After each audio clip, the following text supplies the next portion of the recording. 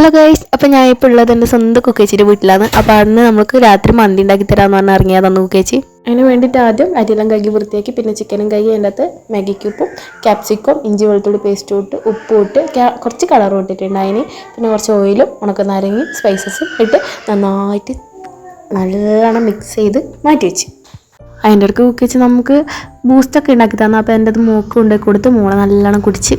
അതിനുശേഷം നമ്മൾ അരി വേവിക്കാൻ വേണ്ടിയിട്ട് വെള്ളം വെച്ച് അതിൻ്റെ അകത്ത് ഉപ്പ് ഇട്ടിട്ട് സ്പൈസസും ഇട്ട് പിന്നെ അതിൻ്റെ കഴുകി വെച്ച അരിയും ഇട്ട് നന്നായിട്ട് വേവിക്കാൻ വെച്ച്. നന്നായിട്ട് വേഗമൊന്നും വേണ്ട, കുറച്ച് വെന്താൽ മതി, ഹാഫ് ബോയിൽ അത്ര മതി. അപ്പോൾ അതൊക്കെ സെറ്റാക്കി മാറ്റി വെച്ച് ഇതെടുത്ത് അമ്മയായിട്ട് അടിപൊളി കയ്പക്കച്ചാറ നല്ല ടേസ്റ്റ് ഉണ്ടായിന്. അപ്പോൾ ഇത്രയും ഭാഗമുണ്ട് അരി. അതിനുശേഷം ഈ മാറ്റി വെച്ച ചിക്കനില്ലേ അത് കുക്കറിലിട്ടിട്ട് നന്നായിട്ട് ഈ അരിയും ഇട്ട് നമ്മൾ കളറിന് വേണ്ടിയിട്ട് മുളക് പൊടിയും മഞ്ഞൾപ്പൊടിയും കലക്കി വെച്ച വെള്ളം ഒഴിച്ചിന്. അപ്പോൾ അതിനുശേഷം 2 പച്ചമുളകും കുത്തി കൊടുക്കണം കേട്ടോ. പിന്നെ നമ്മൾ കടലിന് വേണ്ടിയിട്ട് കുറച്ച് കണലാക്കി അതിൻ്റെ കൂടെ സ്മോക്ക് ഇടാൻ വേണ്ടിയിട്ട് എടുത്ത് അടച്ചു വെച്ച്.